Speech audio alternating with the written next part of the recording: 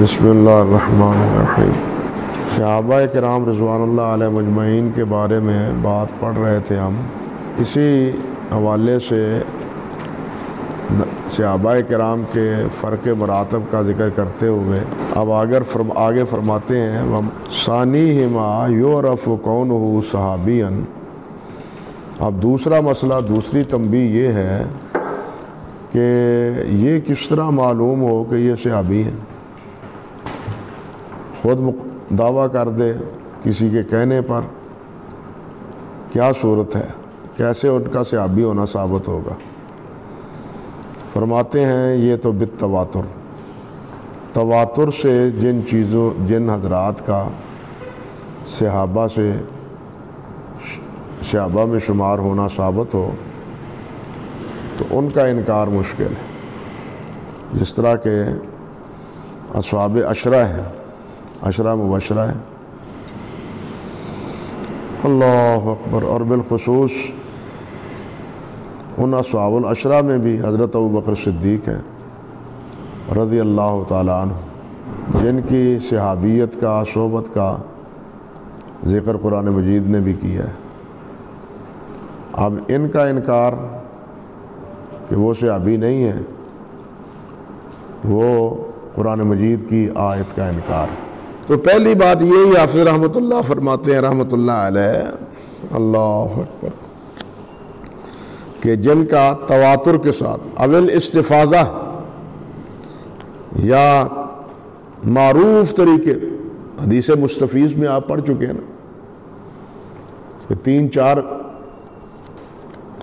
راویوں سے وہ روایت مروی ہو، تواتر سے کم ہو اور احاد سے وہ اوپر، تو کہتے ہیں بطریق مستفاضہ، اس میں عدد کا اعتبار نہ ہو۔ اب الشہرہ، یا ان کا صحابی ہونا مشہور ہو سب کے نزدیک، اللہ اکبر، اور باخبار بعض صحابہ، یا خود صحابی نے یہ کہا ہو کہ یہ صحابی ہے۔ ظاہر ہے کہ صحابی عادل ہیں اور ان کی یہ گواہی سچی ہے۔ اور بعض ثقات التابعین، اب یہاں حافظ رحمۃ اللہ علیہ نے اب التابعین نہیں کہا، ثقات التابعین، ثقہ تابعیوں کے کہنے سے، ثقہ تابعیوں کے کہنے سے یہ چیز بتلاتی ہے کہ اگر کسی کو صحابی کہنے والا تابعی ثقہ نہیں ہے یا اس قول کی سند درست نہیں ہے تو وہ صحابی نہیں ہے۔ لوگ کہتے ہیں نا جی فضائل اعمال میں ضعیف روایت کیا ہے، قابل قبول ہے۔ یہاں دیکھیے فرق کہ ایک ہے صحابی ہونا، ایک ہے صحابی کی فضیلت ہونا۔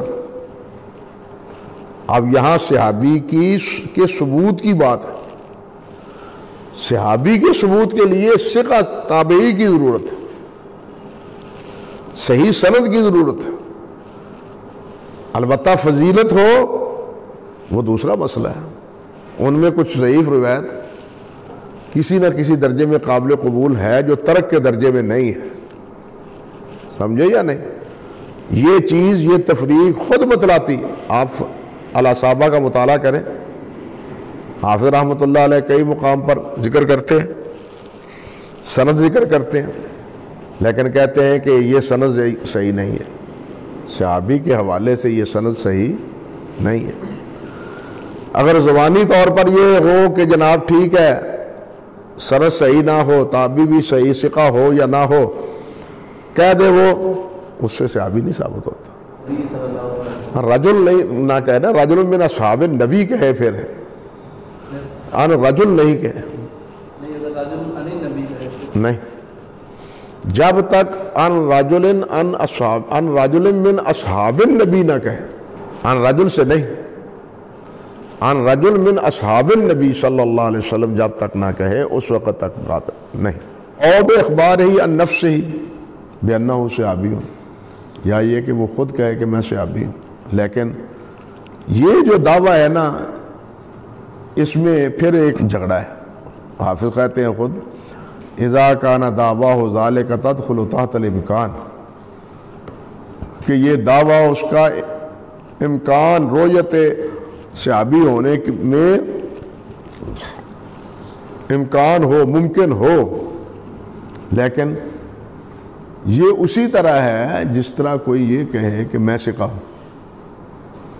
جب آپ کسی کا قول انا عدل انا ثقۃ یہ قبول نہیں کرتے تو صرف اپنے بارے میں یہ دعویٰ کہ میں صحابی ہوں، یہ قابل قبول یہ بھی نہیں، یہ بھی شک سے خالی نہیں ہے۔ حافظ رحمۃ اللہ علیہ نے تو صرف یہی بات فرمائی ہے کہ ذالک تدخل تحت الامکان، یہ تب ہے جب اس کا یہ دعویٰ ممکن ہو، کیونکہ بعض وہ لوگ بھی ہیں جنہوں نے یہ دعویٰ کیا ہے اور وہ دعویٰ رویت کے ممکن ہی نہیں، جیسے کہ رتن ہندی نے دعویٰ کیا تھا، رتن ہندی نے دعویٰ کیا تھا کہ میں صحابی ہوں، لیکن کسی نے بھی اس کے اس دعوے کو قبول نہیں کیا۔ اسی طرح جبیر بن حارث ہے، ربیع بن محمود ہے، اور سرباتک الہندی ہے، یسیر بن عبداللہ ہے، ہاں جی، اور سلیمان بن نافع عبدی ہے۔ ان تمام حضرات نے یہ دعویٰ کیا مگر ان کا دعویٰ قبول نہیں کیا گیا۔ اللہ اکبر کبیرہ، اللہ اکبر کبیرہ، اللہ اکبر کبیرہ۔ آگے کہتے ہیں وَقَدْ اسْتَشْكَلَ هَذَا الْأَخِيرَ جَمَاعَةٌ مِّنْ حَيْثُ، اور یہ آخری جو بات کہی ہے نا، اور بِإِخْبَارِهِ عَنْ نَفْسِهِ، یہ جو آخری بات ہے اس کو ایک جماعت نے مشکل سمجھا ہے، یہ بات اچھی نہیں، ٹھیک نہیں، محل نظر ہے، محل غور ہے، اس حیثیت سے کہ ان دعواہ ذالک نظیر دعوی من قال انا عدل، کہ یہ دعویٰ تو بالکل اسی طرح ہے جس طرح کوئی کہے کہ میں عدل ہوں، میں ثقہ ہوں۔ بھئی اپنے آپ سے یا اپنے بارے میں ثقہ اور عادل کہنے کا دعویٰ، اس سے اس کی عدالت اور ثقاہت تو ثابت نہیں ہوتی، اس کے لیے شہادت کی ضرورت ہے، یعنی کسی گواہ کے لیے شہادت کی ضرورت ہے کہ یہ گواہ صحیح ہے یا نہیں، یعنی اس احادیث پاک کے یہ راوی جو ہیں وہ گواہ ہیں گویا۔ اب ان گواہوں کی عدالت، اس کے لیے دلیل چاہیے، اور وہ دلیل ہے حضرات محدثین رحمہم اللہ کے اقوال، کہ یہ عادل ہے، یہ ثقہ ہے، یہ صدوق ہے، یہ لا باس بہ ہے، یہ ایسے اس درجے کا ہے، یہ ان کی شہادتیں ہیں۔ یعنی ان راویوں کے بارے میں ان حضرات محدثین رحمہم اللہ کہ یہ تبصرے، یہ کیا ہیں؟ یہ شہادتیں ہیں۔ فرماتے ہیں وَيَحْتَاجُ إِلَىٰ تَأَمُّلٍ، حافظ کہتے ہیں بات تو ایسی ہے جو غور و فکر کی محتاج ہے۔ بات تو درست ہے کہ اگر خود انسان اپنے آپ کو عادل کہے تو اس کی عدالت جو ہے نا وہ مانی نہیں جاتی، تو کسی کا اپنے آپ کو یہ کہنا میں صحابی ہوں تو اس کا یہ دعویٰ بھی مانا۔ او تنتہی غایت الاسناد الی التابعی، یا یہ کہ سند کی انتہا صحابہ تک نہیں بلکہ کس تک ہے؟ تابعی تک۔ رسول اللہ نے یہ فرمانا کہ ہم ظاہر کو دیکھیں گے، باطن کو تو اللہ جانتے ہیں، ہم نے ظاہر دیکھ کر اس پر فیصلہ کرنا کہ یہ کیسا ہے۔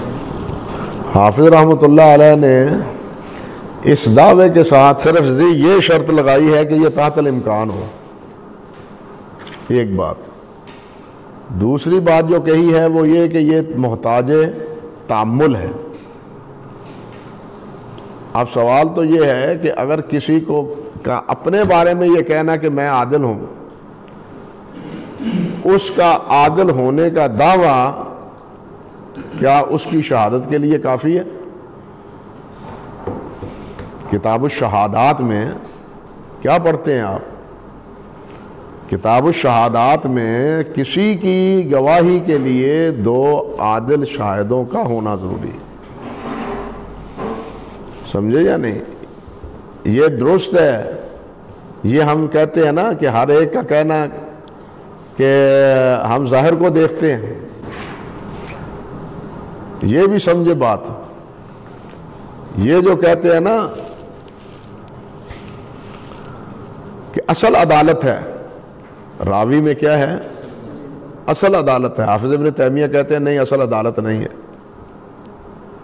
وہ کہتے ہیں اصل جہالت ہے. اصل جہالت ہے، اصل عدالت نہیں ہے.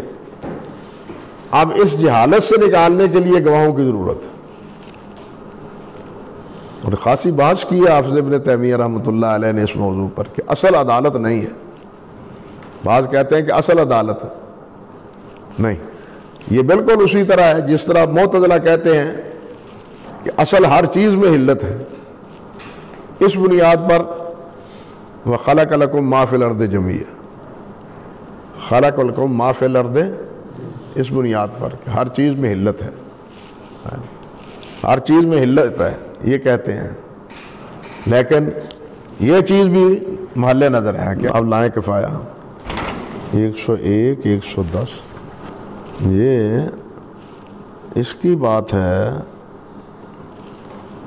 کہ ایک آدمی جمہور کے نزدیک ایک آدمی عادل ہے. ترک الکشف عن ذلک اذا کان الجارح عالما والدلیل علیہ نفس ما دلنا علیہ انہ لا یجب. لیکن یہ ساری بات پھر ان کے خلاف پڑتی ہے، یہ پھر خلاف پڑتی ہے. میں بتلاؤں گا انشاءاللہ. خود ان کے خطیب بغدادی کے اس دعوے کے. چلیے راجی کول پھر عدالت والا ہی ہوتا ہے. ہاں، یہ اختلاف کا اشارہ تو حافظ نے کیا ہے، لیکن طبیعت میری مطمئن نہیں کہ جس وقت ایک آدمی کہے کہ میں عادل ہوں، جب اس کی یہ قول نہیں ہے تو کسی کا اپنے آپ کو صحابی کہہ دینا، اس کے لیے بھی تو غور طلب کی بات ہے کہ وہ واقعی صحابی ہے. تو فرماتے ہیں شیخ رحمۃ اللہ علیہ وَهَذَا مُتَعَلِّقٌ إِلَى التَّابِعِ وَهُوَ مَنْ لَقِيَ الصِّحَابِيَّ كَذَلِكَ. وہ اسی طرح جس طرح پہلے کہ جو نبی علیہ السلام سے ملا ہے، ملاقات کی ہے، جس طرح ملاقات کرنے والا صحابی ہے، اسی طرح صحابی سے ملاقات کرنے والا تابعی. وَهَذَا مُتَعَلِّقٌ بِاللُّقِيِّ، لیکن اس کا تعلق ہے ملاقات سے.